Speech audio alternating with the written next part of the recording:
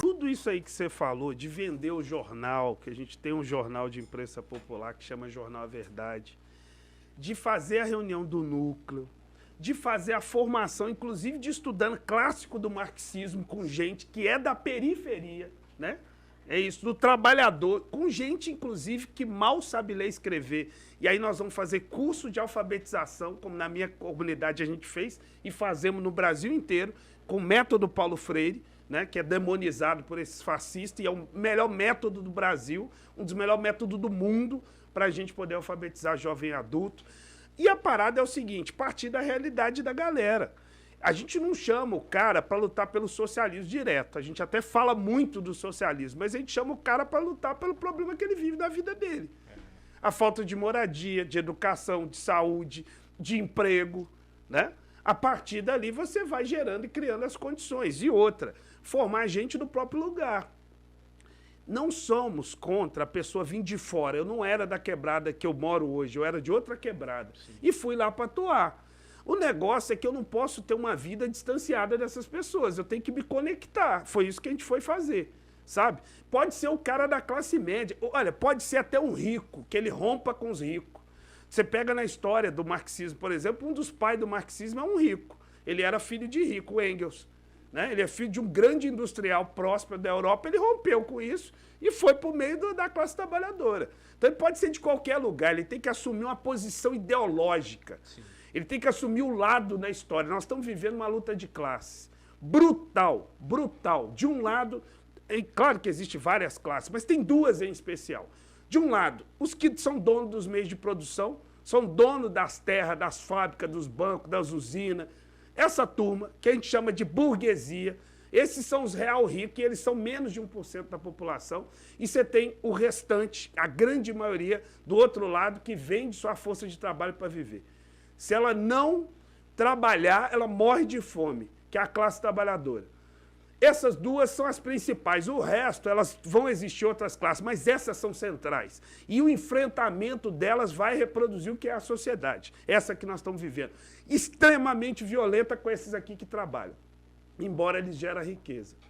Então, o que é o principal para atuar na periferia e juntar a classe trabalhadora? Escolher qual lado você é.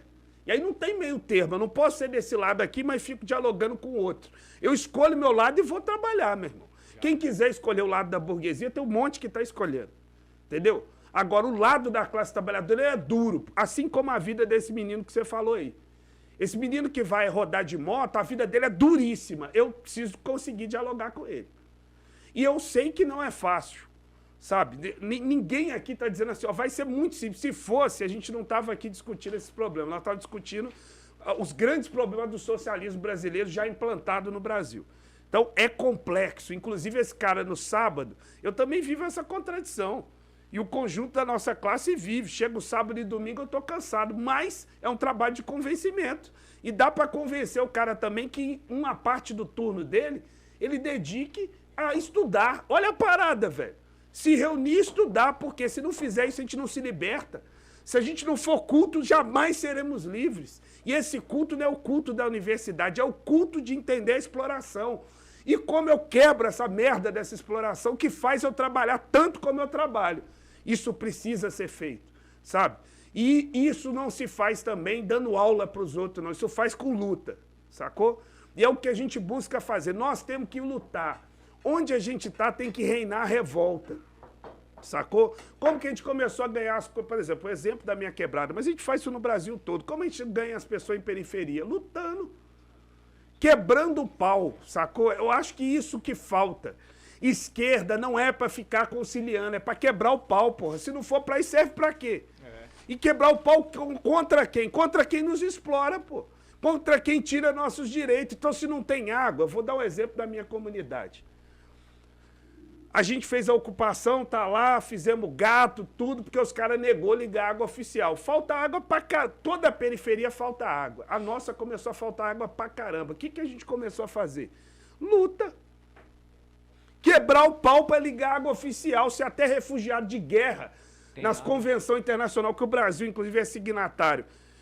Ele precisa, você vem de outro país. O que é o básico? Garantir água para você, saneamento. e uma moradia.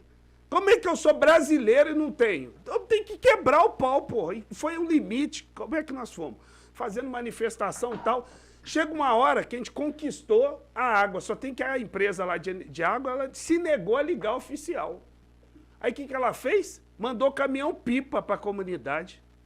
Não pode nem encher uma caixa d'água o caminhão-pipa. Sabe o que a gente foi fazer? Um dia que o caminhão-pipa chegou, estava faltando água 7 dias na comunidade. Sabe o que a gente fez? Juntou a galera. Foi ideia de uma senhora dentro da comunidade. Olha, a gente podia segurar esse caminhão aqui. Opa, boa, é isso aí. Juntou a comunidade toda, cercou o caminhão, pediu o motorista educadamente a descer. Tratou ele muito bem, deu almoço, deu café. Senta aí com nós. Só falando com ele, esse caminhão só sai daqui na hora que ligar a água aqui. Acabou. E o pau torou, e começou negociação e tal, e nós falamos, não, os caminhões não saem daqui. Eles ameaçaram chamar a polícia e falaram, se eu fosse vocês, não fazia isso. Porque o problema não é de polícia, porra. É de resolver o problema. Resultado de um dia de negociação. O superintendente lá dessa empresa chegou nele, ele ligou pra gente e falou, libera o caminhão, que nós vamos ligar a água. Eita.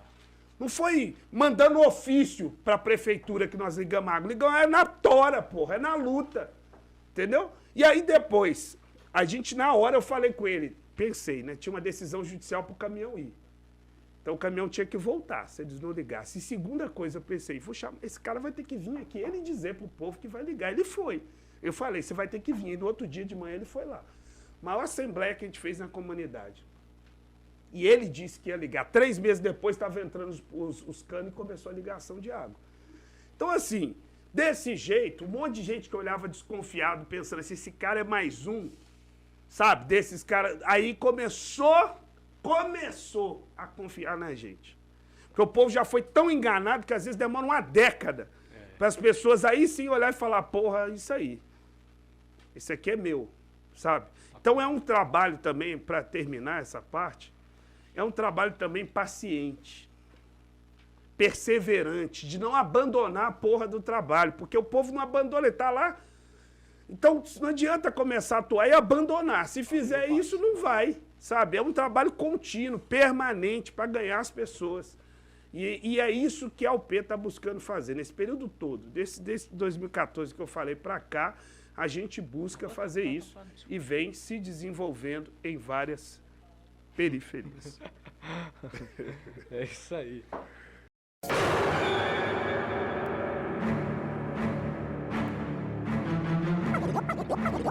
Onda Sul.